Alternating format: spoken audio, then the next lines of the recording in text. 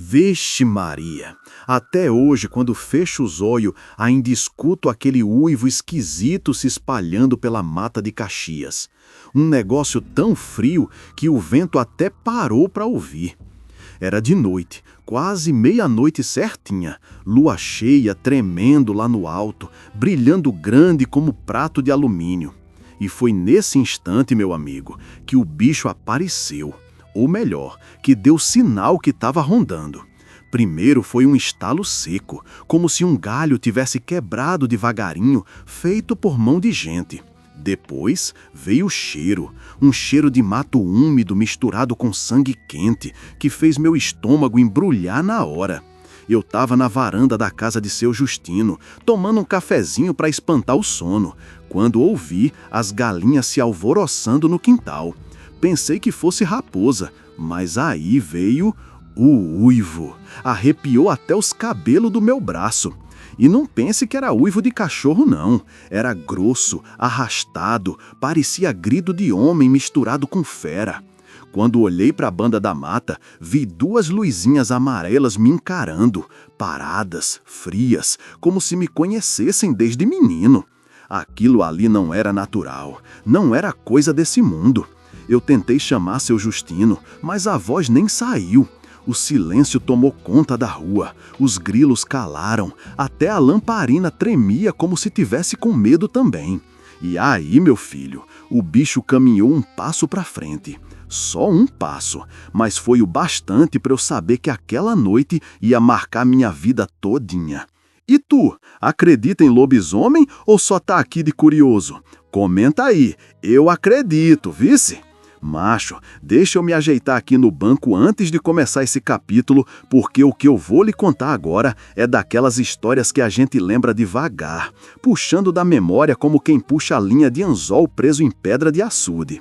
Eu sou seu Firmino de Caxias, homem nascido e criado nessas bandas do Maranhão, lá pros lados do bairro Volta Redonda, mesmo lugar onde esse caso do lobisomem começou a ganhar força.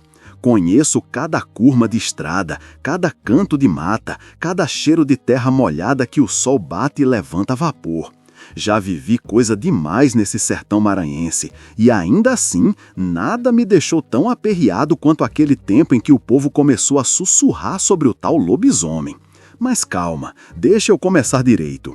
Caxias sempre foi uma cidade quente, quente de derreter pensamento.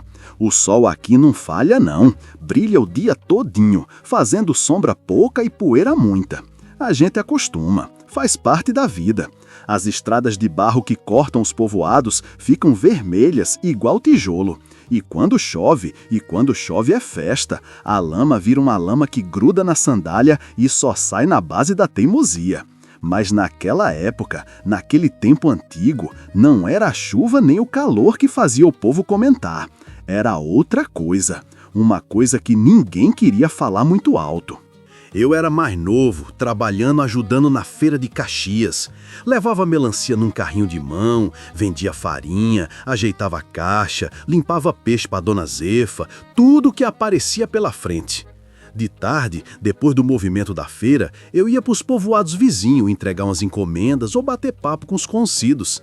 A vida era simples, a gente ria fácil, conversava sentado na calçada, tomava café preto em xícara lascada e contava história de alma penada só para ver quem se tremia primeiro.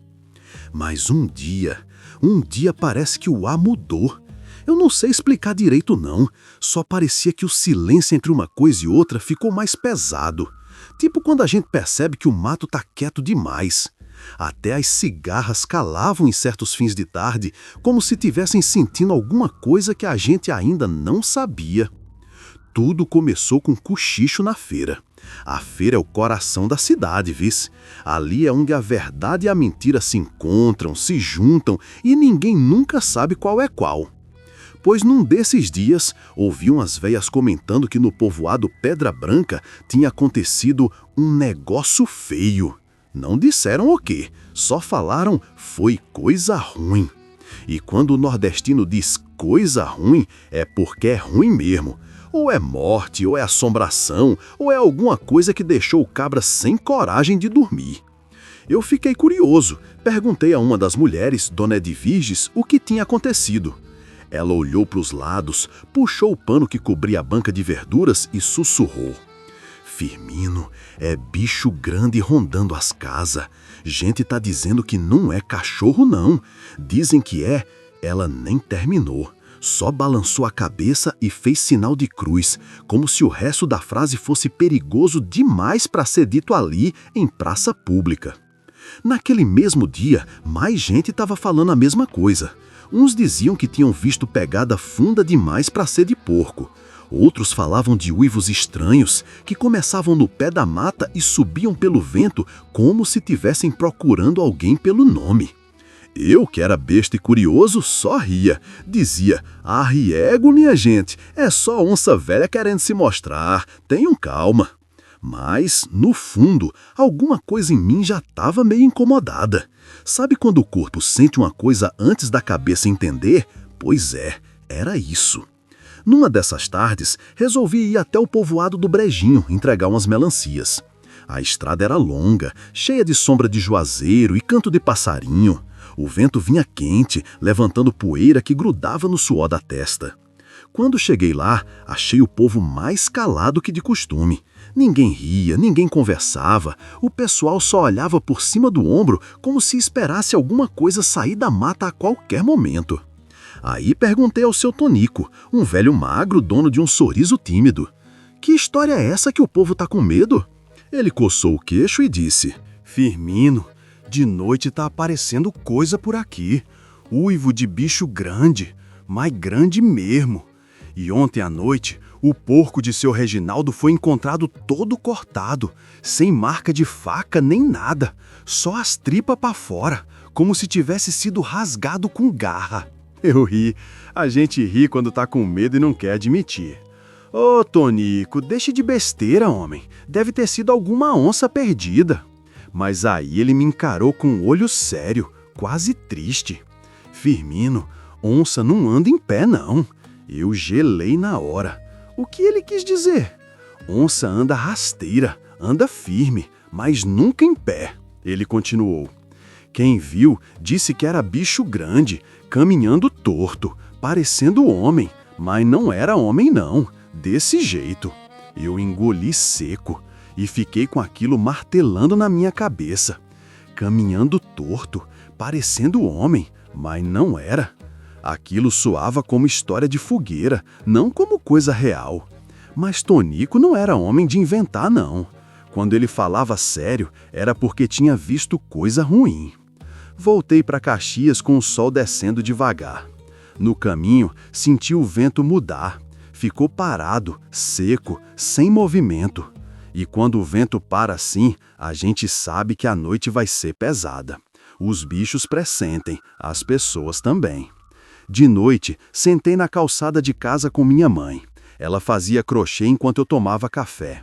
O céu estava limpo, a lua brilhante e um silêncio estranho pairava no ar.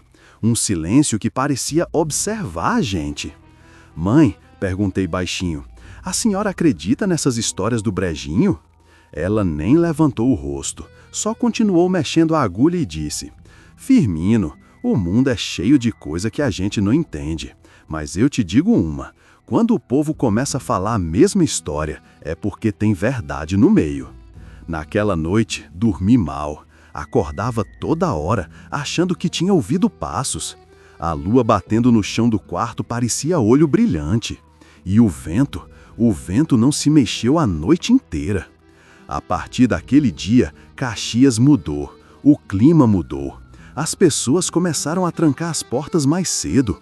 Os homens passaram a andar com facão na cintura, não para trabalhar, mas para garantia. As mulheres não deixavam mais as crianças brincar na rua quando o sol começava a descer. As rezadeiras ficaram ocupadas benzendo casa, criança, até bicho de estimação. E o boato cresceu. Cresceu e virou rumor forte. Rumor desses que gruda na cidade como poeira fina, que entra nos olhos e incomoda. Todo mundo dizia que tinha algo na mata, algo grande, algo violento, algo que só saía à noite. E todo mundo dizia a mesma frase, não é bicho comum. Eu ainda tentava duvidar. É doido. A gente sempre acha que é mais esperto do que é. Achava que era invenção do povo, exagero, essas histórias de criatura que o sertão gosta de criar. Mas quando o medo começa a se espalhar igual fogo em palha seca, a gente sente. Até quem não acredita acaba acreditando um pouquinho. A calmaria de Caxias foi sumindo, devagar, como se alguém tivesse apagando a vida da cidade com a ponta dos dedos. E foi nessa calmaria quebrada, nesse silêncio de antes da tempestade, que o verdadeiro terror começou a dar as caras. Mas isso, cabra, é conversa para o próximo capítulo. Mas antes de eu continuar esse causo medonho, deixa eu fazer um pedido, vice? Ô, meu povo, se inscreve aí no canal, ativa o sino das notificações e não perde nenhum causo arretado desses, porque o que vem agora é de botar medo até em cabra valente. Agora sim, vamos seguir. Pois bem, eu já tinha lhe dito que a calmaria de Caxias estava acabando, né? Mas ninguém imaginava que os primeiros sinais iam vir tão rápido, feito chuva de verão caindo sem aviso. A cidade podia até parecer tranquila para quem via de longe. Som de moto velha passando, cheiro de peixe frito na feira, povo vendendo bolo de milho na calçada. Mas quem morava por aqui sabia. Tinha algo errado se remexendo no escuro. Eu me lembro direitinho da primeira noite em que percebi que o bicho estava mais perto do que todo mundo pensava. Tava um calor danado, daqueles que deixam a camisa grudando no corpo e fazem o vento desistir de soprar.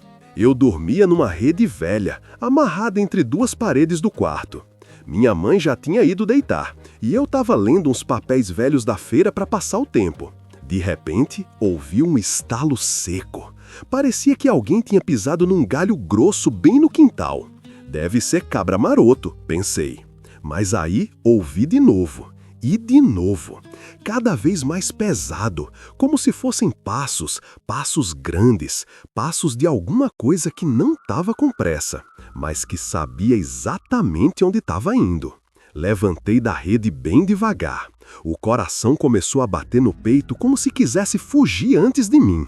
Fui até a janela, abri só um pouquinho, só o tanto que dava para um olho espiar. Lá fora, a lua estava enorme. Parecia uma lamparina presa no céu, iluminando o terreiro com aquele brilho amarelo meio triste.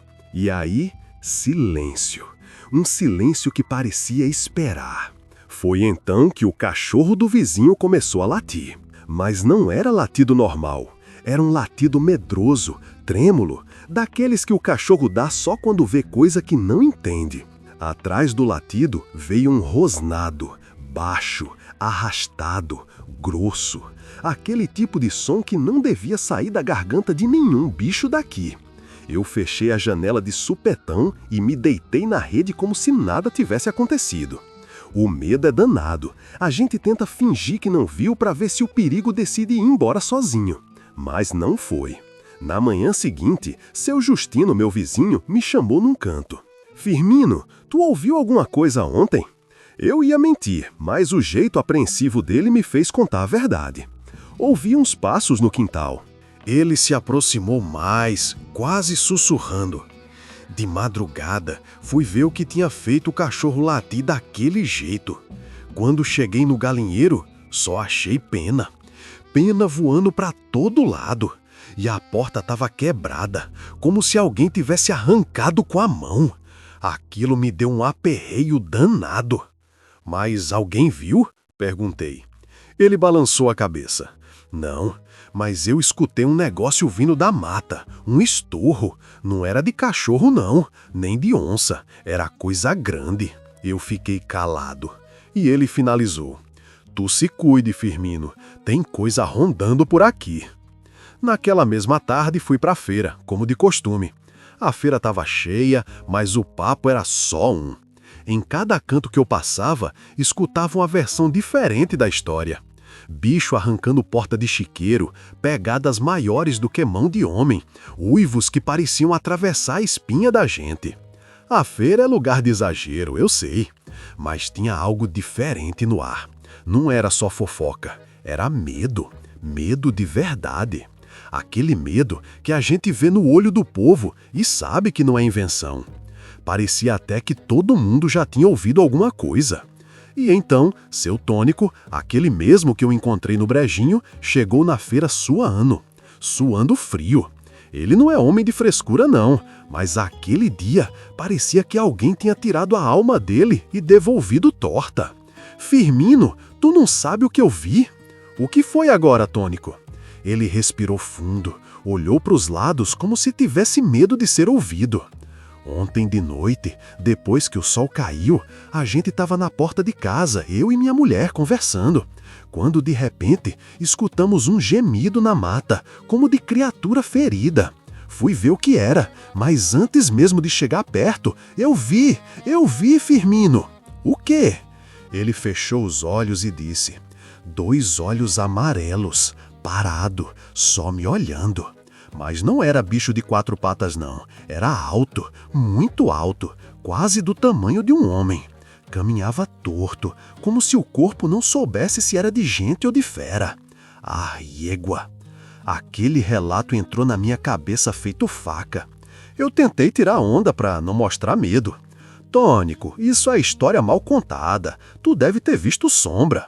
Mas na mesma hora, uma mulher lá da banca de pamonha gritou: mentira não é! Ontem mesmo minha irmã ouviu um uivo que fez as galinhas se esconder tudo debaixo do fogão. E pronto, quando uma verdade encontra outra verdade, a cidade treme. Os boatos viraram certeza, e a certeza virou pavor.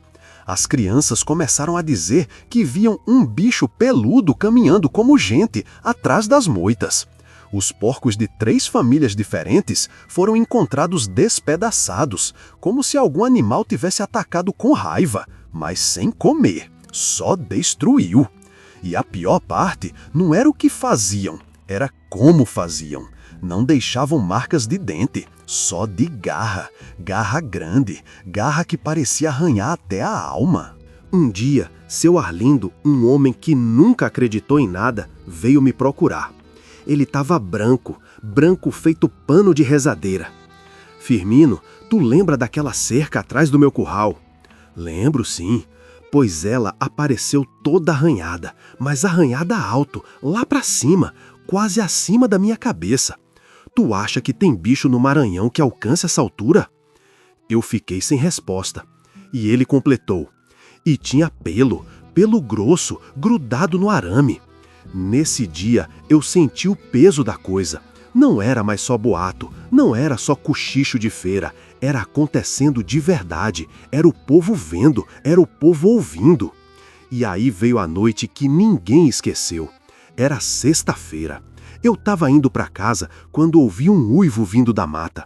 Mas não era uivo normal, era um uivo triste, um uivo que parecia choro de homem, misturado com raiva de fera.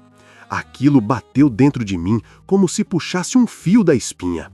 Os cachorros começaram a latir todos ao mesmo tempo. Depois, calaram, de uma vez só, como se alguém tivesse mandado. As luzes de algumas casas apagaram, a lamparina da minha janela tremelúzio fraco. E então, ouvi passos, passos pesados, passos lentos, passos de algo que não estava com pressa, mas que queria que todo mundo ouvisse. Eu gelei. Minha mãe começou a rezar baixinho dentro de casa. E o som vinha se aproximando, até parar bem atrás da nossa cerca. Aí houve um arranhado alto, um arranhado que fez até a noite tremer. Eu não tive coragem de olhar, eu não quis olhar, e talvez tenha sido essa covardia que me salvou. Depois de uns segundos, que pareceram anos, eu ouvi o último uivo, o mais forte, o mais triste, o mais humano. E então, silêncio. Um silêncio que não era paz, era aviso. Na manhã seguinte, o povo estava todo na rua. Galinhas sumidas, o cachorro de Dona Rita encontrado tremendo atrás da casa. E pegadas fundas, funda demais para ser de homem, mas largas demais para ser de bicho. E foi nesse dia que eu pensei: gente, e se for verdade mesmo? Mas o pior ainda nem tinha chegado. O que aconteceu naquela madrugada foi só o começo. E o resto, cabra, eu lhe conto no próximo capítulo, macho.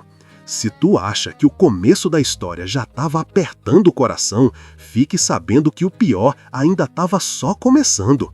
O medo mesmo, aquele que pega a alma pela gola da camisa e sacode até tirar o juízo, começou a se derramar por Caxias que nem água de enchente pulando açude. E também, né, depois daquela madrugada esquisita, com uivo, arranhão alto na cerca e silêncio pesado, ninguém mais dormiu direito. Nem eu, nem minha mãe, nem os vizinhos, nem os cachorros, que de tão apavorados pareciam ter perdido a coragem de latir. Até as galinhas, que são espalhafatosas por natureza, passaram a dormir colada, como se procurassem proteção uma na outra. Mas antes de eu lhe contar o que houve nas noites seguintes, deixa eu pintar o quadro para você. Caxias, naquela época, era uma mistura bonita de poeira, canto de grilo, conversa de rua. O povo era simples, mas sabido. A gente tirava da terra o sustento e tirava da vida o sorriso. Só que naquela semana, os sorrisos sumiram. Logo no primeiro dia depois da Noite do Arranhão, o clima já estava carregado. O sol nasceu meio sem força, parecia até que estava com medo de olhar pra gente. Eu acordei de rede antes da hora, com a sensação de que alguém tinha me cutucado no ombro. Mas não era gente não, era o pressentimento. Saí no terreiro ainda com o olho meio fechado e vi a vizinhança já toda na rua. O povo cochichava tão perto um do outro que parecia que estavam guardando o segredo de Deus. Aí Dona Rita me chamou. "Firmino, venha cá ver." Cheguei perto. No chão, marcando a terra fofa do quintal, tinha umas pegadas fundas, muito fundas, grandes e tortas, como se o bicho tivesse caminhado meio de lado, meio arrastando as pernas. "Isso é de quê, Firmino?" ela perguntou, com o queixo tremendo. Eu examinei. Era grande demais para cachorro, larga demais para porco e funda demais para ser de gente. "Não sei não", falei, "mas não tá parecendo coisa boa." Ela cruzou os braços e murmurou.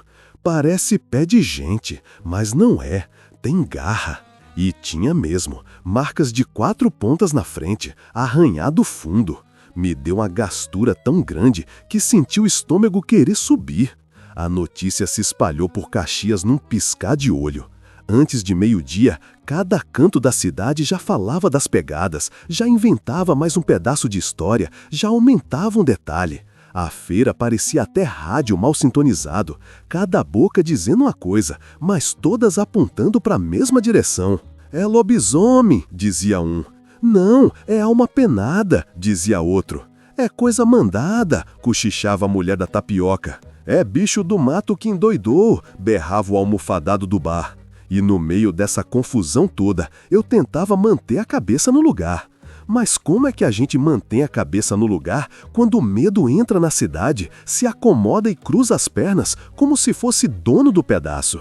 Pois é, o medo se espalhou mais rápido do que fofoca de festa. Naquela tarde, fui entregar umas mercadorias no povoado do Brejinho.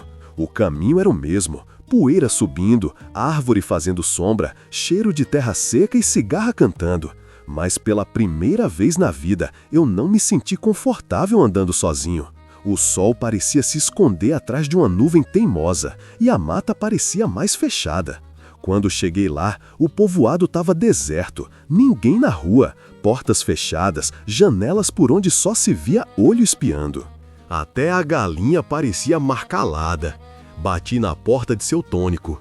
"Tônico! Tônico, homem! Tá vivo aí?" Ele abriu só um fiapo da porta. "Entre rápido, Firmino." Entrei.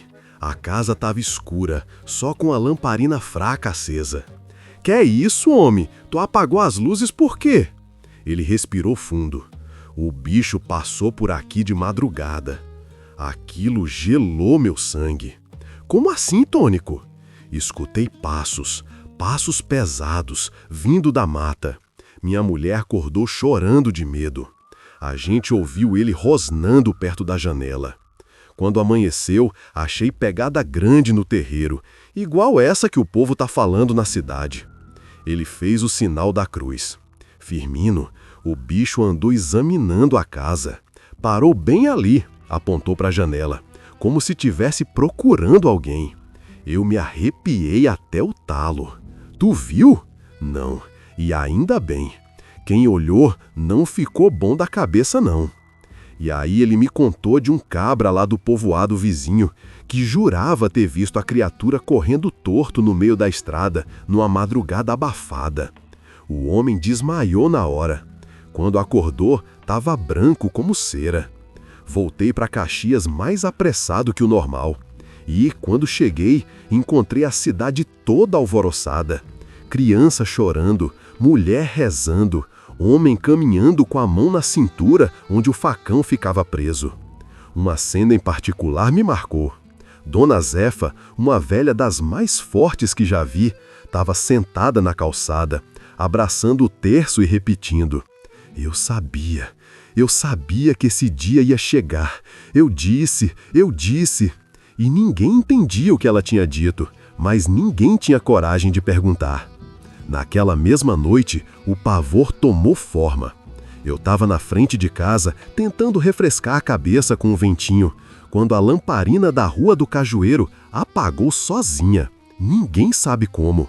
Nem vento tinha. O apagão deixou a rua num breu tão profundo que parecia que a noite tinha engolido tudo. Aí veio o som. Um som longo, arrastado. Não era latido, não era gente, não era nada que existe. Era um uivo, mas não qualquer uivo. Era um uivo que parecia grito de dor, misturado com raiva, misturado com fome, misturado com sofrimento.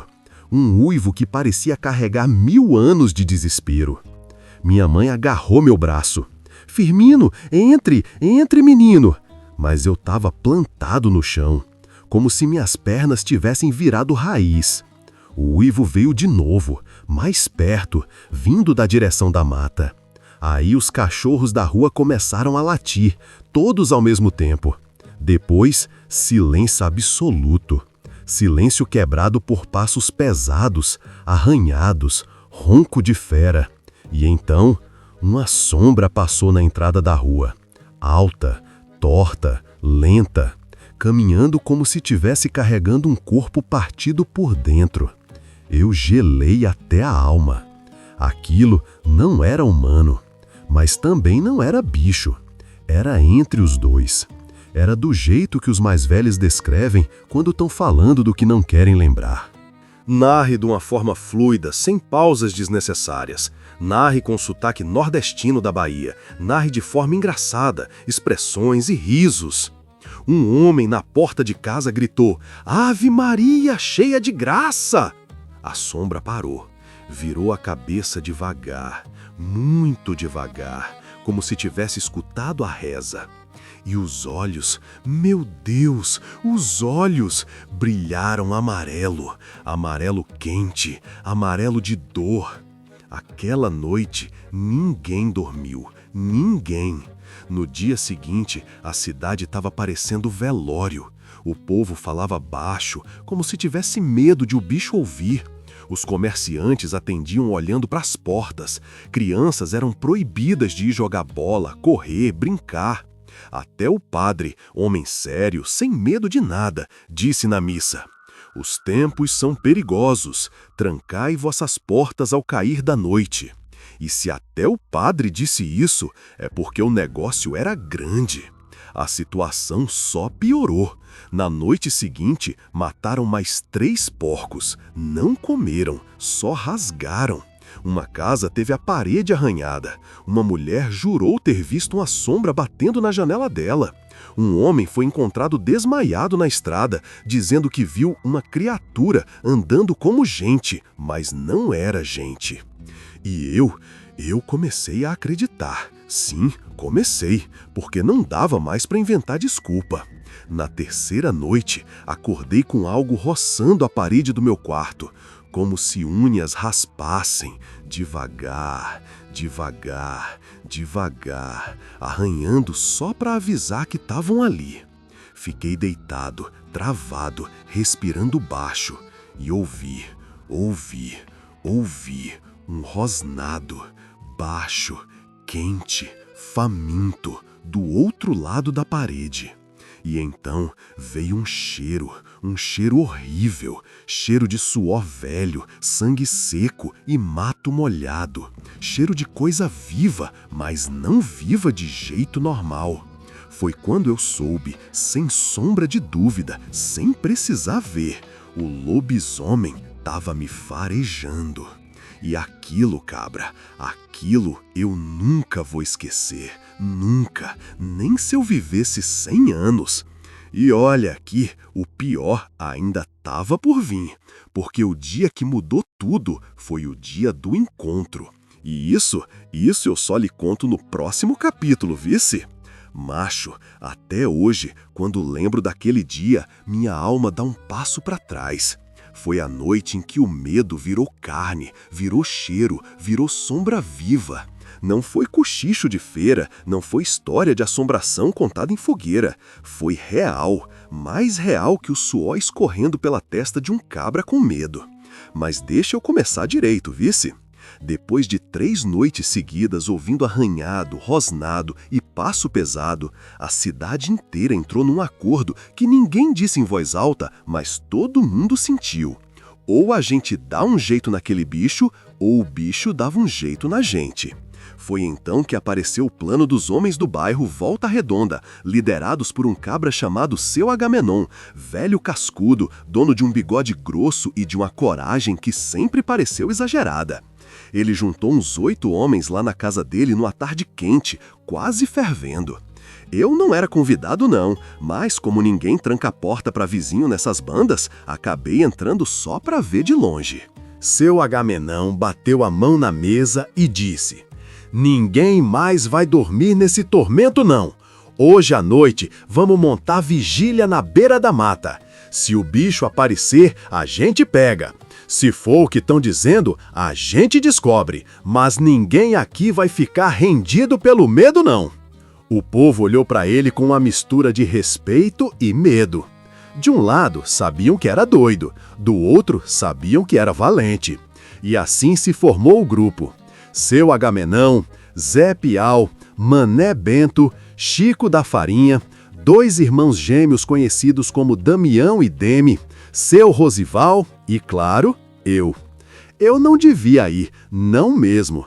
Minha mãe quase me prendeu dentro de casa quando soube.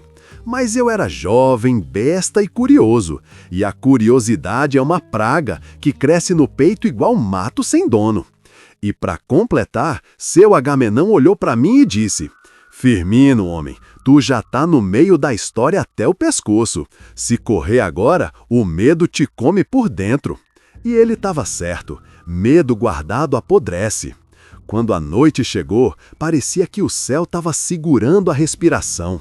A lua estava enorme, cheia, redonda, dessas que deixam o mundo meio prateado, meio fantasma. A mata atrás do bairro parecia um bicho deitado, só esperando alguém cutucar. A gente foi armado, espingarda velha, facão afiado, lamparina pendurada em galho seco.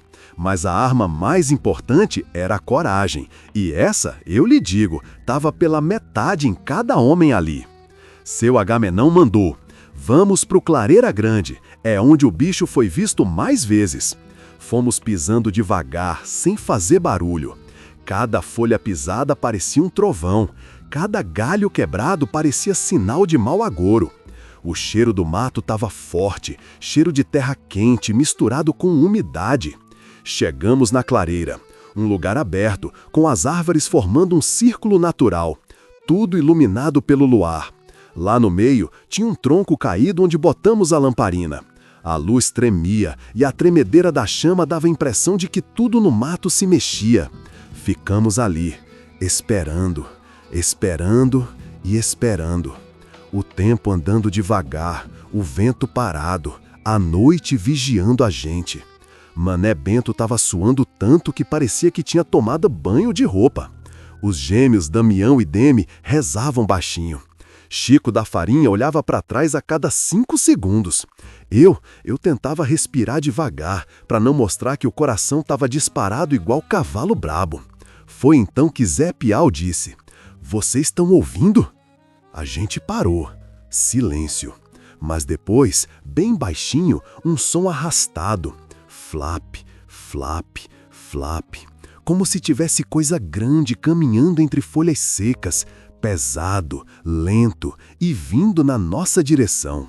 A lamparina tremeluziu. E então, o uivo!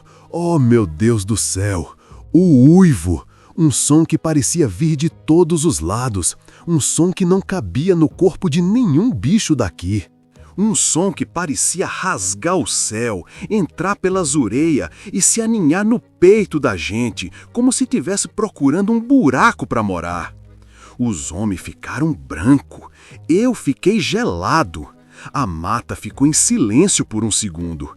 E então, o galho estalou. Um estalo tão forte que fez Damião dar um pulo e quase cair para trás. Seu Agamenon levantou a espingarda. "Fiquem firmes", ele disse, tentando parecer corajoso. Mas a voz dele estava trêmula. Foi aí que, entre as sombras da mata, a gente viu. Primeiro foram os olhos. 2 bolas amarelas, redondas, brilhando com a luz própria. Uma luz que não era natural. Uma luz que parecia viva. Os olhos não piscavam, não mexiam, só encaravam. Depois veio o corpo, ou parte dele. Uma sombra alta, muito alta. Ombros largos, braços longos demais, peito estufado, pelos negros brilhando na luz da lua. A respiração da criatura era tão forte que parecia vento batendo na cara da gente. O bicho deu um passo e, quando deu, o chão tremeu um pouco. Eu ouvi alguém engolir seco. A criatura se inclinou para frente, como se estivesse estudando a gente, como se estivesse vendo qual homem ia correr primeiro. Depois fez um som que eu nunca vou esquecer. Mito de rosnado e choro, como se a criatura sofresse, como se estivesse pedindo ajuda, como se estivesse brava por existir.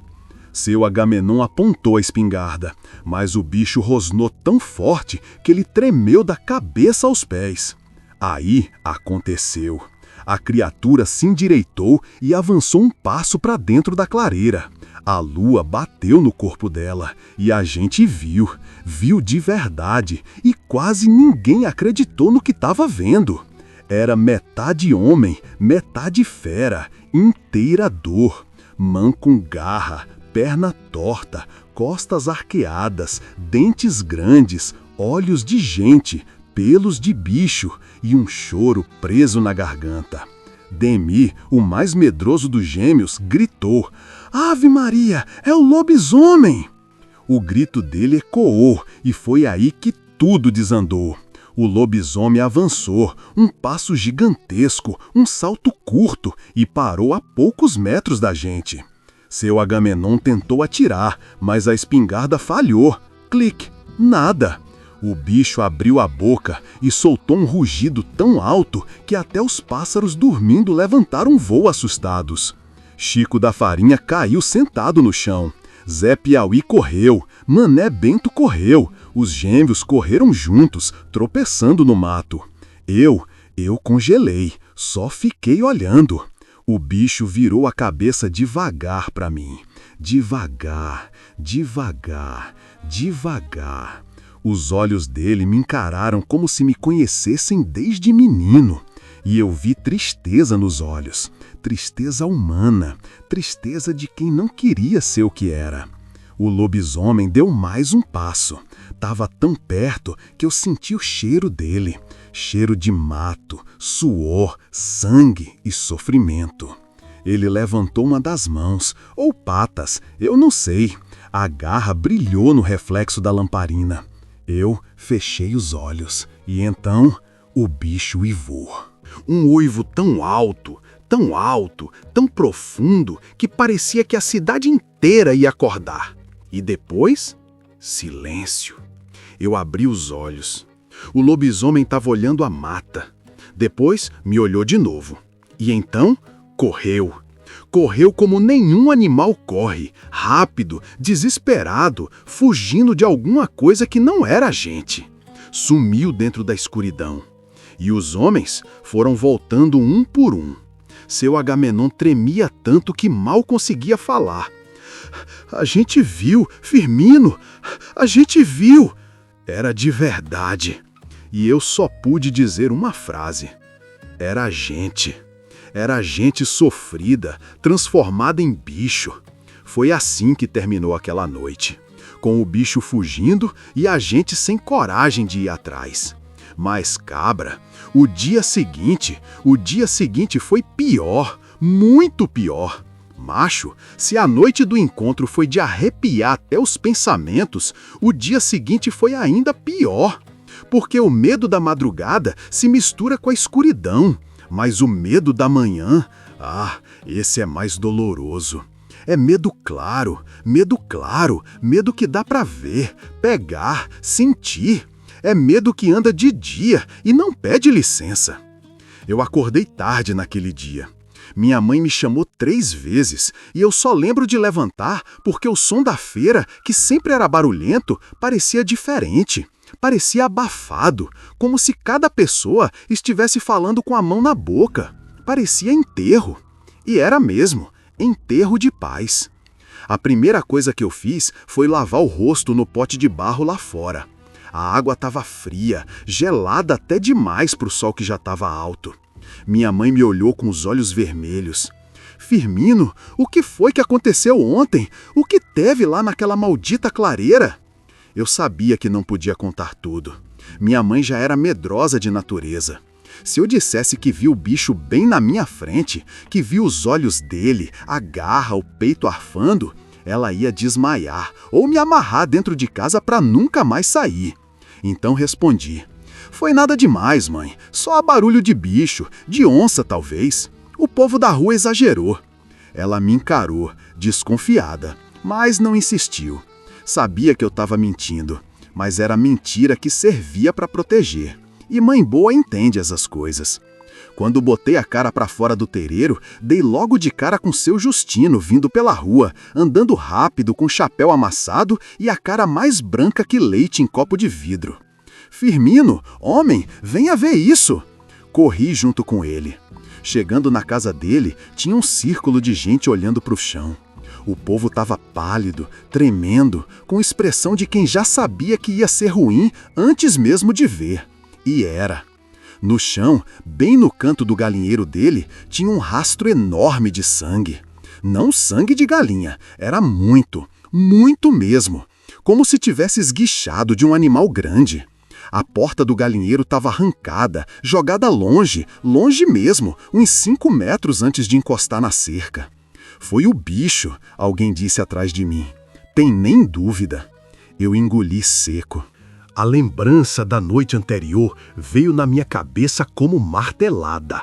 E era a mesma garra, a mesma força, a mesma crueldade. Mas tinha algo pior ali, algo que ninguém percebeu de primeira. Eu me agachei, toquei o chão e examinei o rastro de perto. O cheiro era forte, misturado de ferro, suor e uma coisa esquisita, meio adocicada. E aí eu vi. Pegada. Uma pegada funda, larga, com 4 garras marcadas. Mas tinha algo estranho nela. Firmino, perguntou seu Justino, tu tá vendo alguma coisa diferente? Eu levantei devagar e disse, tô. A pegada parece mais funda do que era ontem. Como assim? Como se o bicho tivesse ficado maior. O povo murmurou, o medo mexeu no vento e, naquele instante, a rua toda pareceu mais fria. A notícia correu rápido. Em menos de 2 horas, a cidade estava tomada por fofoca, comentário, grito, reza, discussão e desespero. Os caçadores que tinham ido comigo na noite anterior se reuniram no mercado municipal. Chegando lá, o clima era pesado demais. Parecia reunião de guerra. Seu Agamenon estava no meio do povo, com o peito estufado, mas os olhos mostrando que ele não dormiu nadinha. O bicho atacou de novo, ele disse, batendo a mão na mesa. E dessa vez foi pior. Ele tá com raiva, tá inquieto, tá sentindo que a gente tá no encalço dele. Chico da Farinha respondeu. No encalço? Arriego, Agamenon. Ontem foi o bicho que ficou no nosso encalço. Se quisesse, tinha matado nós tudo. Damião e Demi balançavam a cabeça repetindo. Eu não vou mais não, eu não vou mais não, eu não vou mais não. A frase virou quase mantra de medo. Eu fiquei calado, quieto no canto, tentando juntar os pedaços do que sentia na clareira. O lobisomem não parecia carne e força apenas, parecia alma sofrida. Parecia um homem preso dentro de um corpo que não era dele, e isso doía de lembrar. Seu Rosival puxou minha camisa. Firmino, tu viu mais de perto do que a gente, homem. Diz aí, o bicho parecia gente? Eu respirei fundo. Parecia. E o olhar dele parecia pedido de socorro. A frase caiu no ar como se fosse pecado. O povo se entreolhou. Alguns fizeram sinal da cruz, outros murmuraram. Ave Maria, isso é pior do que eu pensei. Quando a tarde chegou, a cidade já estava transformada. As mulheres juntavam as crianças dentro de casa como se fosse tempestade chegando. As portas eram trancadas com chave e madeira. As lamparinas eram checadas, o querosene reposto, as janelas fechadas com força. Até o padre saiu pela rua com água benta e uma cruz grande, abençoando casa por casa, dizendo: o mal está andando entre nós, e não é mal comum. Aquela frase deixou todo mundo gelado. Quando o padre entra na conversa, o negócio é sério. Foi nesse momento que começaram os comentários, os mais perigosos, os mais venenosos, os que doem mais do que uivo de bicho. Quem será? Perguntavam. Quem vira o lobisomem? Porque visse, lobisomem não nasce lobisomem. Lobisomem vira lobisomem. E quem vira lobisomem é gente, gente de verdade, gente da cidade, gente que anda, que fala, que compra pão na padaria, que frequenta a missa. E começaram as suspeitas. Seu Joaquim, que sumia toda sexta-feira. Seu Armando, que mancava de uma perna e vivia cansado. O filho de Dona Marinalva, que vivia andando na mata sozinho. O marido da moça do açougue, que tinha olhar estranho. As acusações voavam como faca de feira. Já não era mais só medo do bicho, era medo de gente. E não tem nada mais perigoso do que cidade com medo de si mesma. Eu ouvi uma mulher gritar: eu sei quem é! É homem que veste pele de bicho na lua cheia! Deus me livre! Mas ela não sabia nada. Ninguém sabia. Mas todo mundo achava. Naquela noite, eu estava sentado na sala com minha mãe. A gente não jantou direito, porque o estômago parecia que tinha virado nó. A lamparina tremia de leve, fazendo sombra no teto. Minha mãe disse: Firmino, hoje eu senti que o mundo ficou mais pesado. A cidade parece doente. Ela estava certa. A cidade estava cansada. O medo seca as pessoas. Eu disse: é só história de mato, mãe. Logo passa. Mas ela balançou a cabeça. Não, meu filho, isso aí tem raiz funda. Tem dor dentro. O bicho não machuca só por maldade. Machuca porque sofre. Aquilo me gelou. Como era que minha mãe tinha dito exatamente o que eu pensei vendo os olhos do lobisomem? Eu perguntei: mãe, a senhora acha que o bicho é alguém daqui? Ela respondeu sem piscar: claro que é. E a senhora acha que dá para descobrir? Ela me olhou séria, profundo e disse: dá, mas quem descobre paga caro. Na mesma madrugada, as coisas pioraram. Eu acordei com gritos na rua, gritos mesmo, de desespero. Corri para a janela. Quando olhei, vi um tumulto na esquina. O povo se juntava em volta de uma casa, a casa de seu Arlindo. Fui correndo. Quando cheguei, a porta estava caída, derrubada de dentro para fora. Tinha coisas quebradas por todo canto, panela, cadeira, mesa. O chão tinha rastro de sangue, muito. E não tinha nenhum barulho dentro da casa. Seu Arlindo estava sentado no meio do terreiro, com as mãos no rosto, tremendo. "O bicho entrou", ele dizia. "Entrou na minha casa, arranhou as paredes, derrubou a porta, pareceu que estava procurando alguma coisa ou alguém." "E o senhor viu?" perguntaram. Ele levantou o rosto devagar, trêmulo, e respondeu: "Vi, mas não direito, só os olhos. Os mesmos olhos que o povo anda falando. Olhos de fera, mas com tristeza de homem." Ninguém riu, ninguém duvidou, ninguém ousou comentar. Todo mundo sabia que aquilo confirmava o pior. O bicho estava chegando cada vez mais perto das pessoas. E mais, ele não atacou ninguém, só destruiu. Parecia procurando alguém específico. E isso, cabra, isso é que doía mais. Ao amanhecer daquele dia, o sol nem tinha força para brilhar. Parecia tímido, fraco, cansado. As pessoas andavam como sombras. A cidade estava de luto, sem ter perdido ninguém, mas sentindo que ia perder. Quando sentei na calçada, seu Agamenon veio falar comigo. "Firmino, o bicho está voltando. Isso é crescente. Ele não atacou gente ainda, mas será que vai demorar muito?" Eu não respondi, porque eu tinha visto os olhos do lobisomem e sabia que aquele bicho não era bicho por escolha, era bicho por sofrimento. Algo dentro de mim dizia que ele estava preso num tormento que não vinha da vontade dele. E aí, seu Agamenon me disse uma coisa que eu nunca esqueci. "O bicho é daqui. Ele tem passado, tem história, tem nome. E nós vamos descobrir quem é."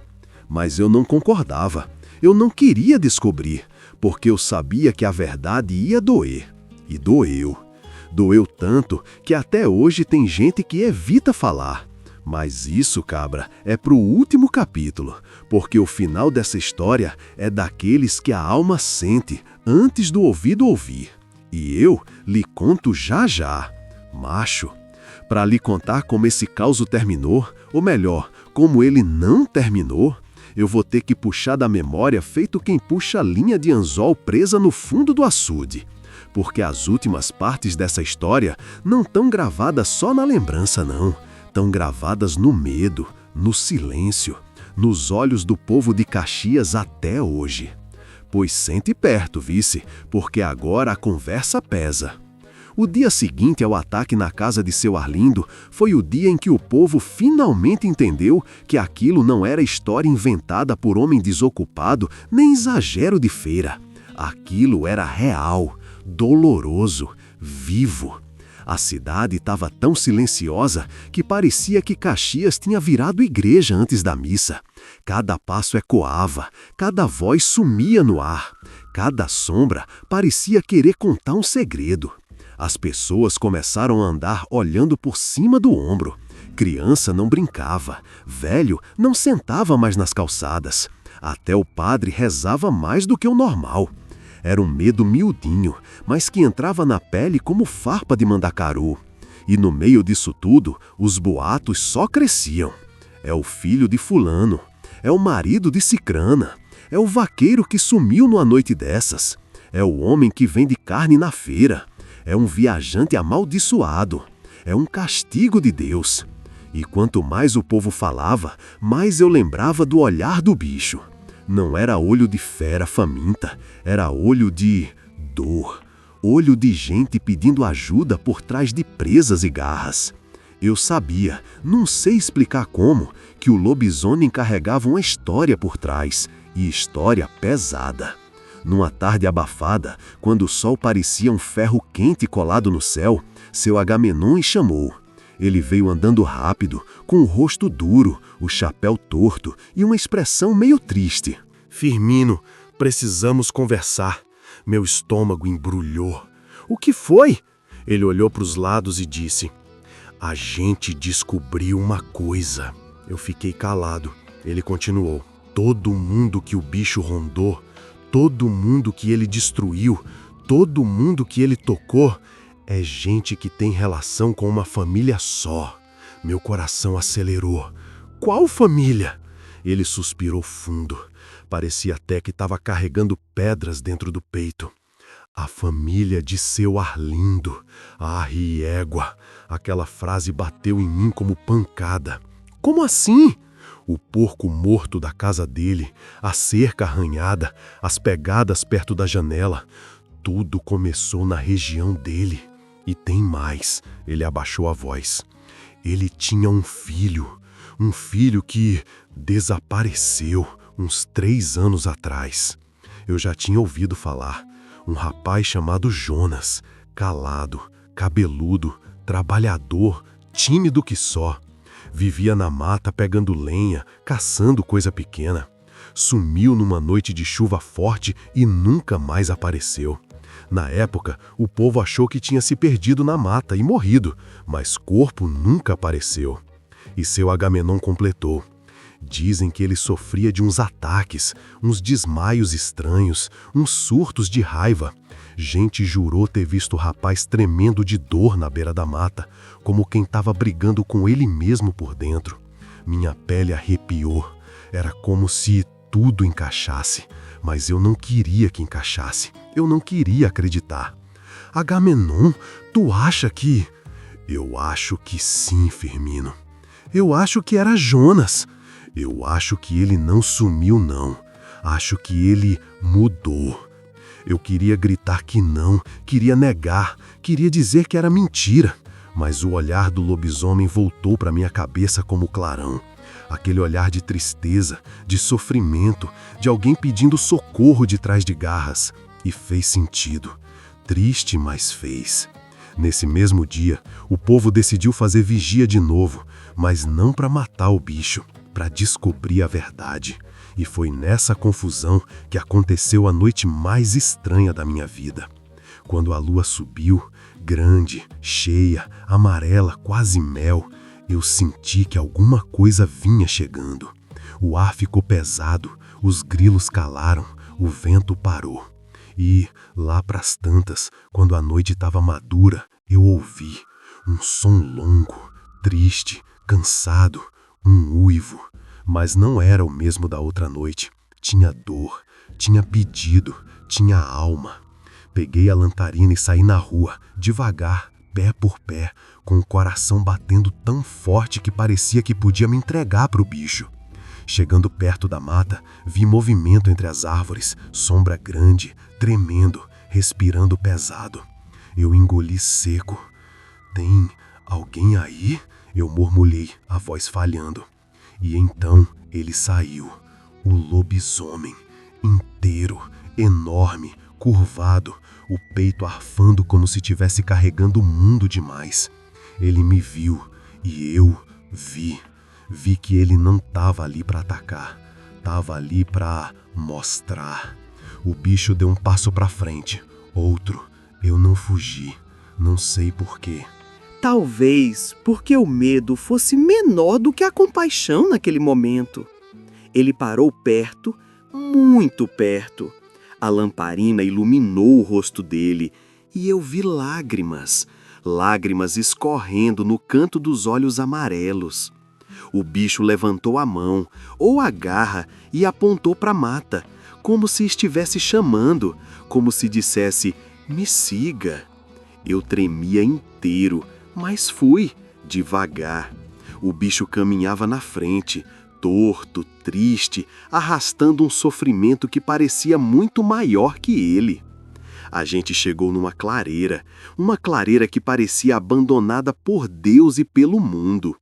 E lá tinha uma coisa no chão, um pedaço de pano velho, uma camisa rasgada, com um nome bordado na gola, J-O-N-S.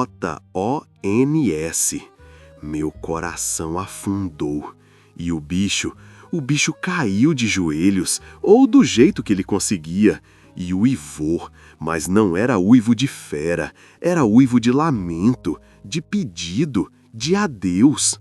Eu chorei mesmo, porque naquele instante eu entendi, não era monstro, era homem, um homem preso dentro de um corpo que não era dele. Um homem que tentou voltar para casa, mas não conseguiu. Um homem que sofria tanto que a própria existência era castigo. Quando o bicho se levantou, olhou para mim com um olhar que eu nunca vou esquecer, um olhar de agradecimento, de quem finalmente mostrou o que precisava.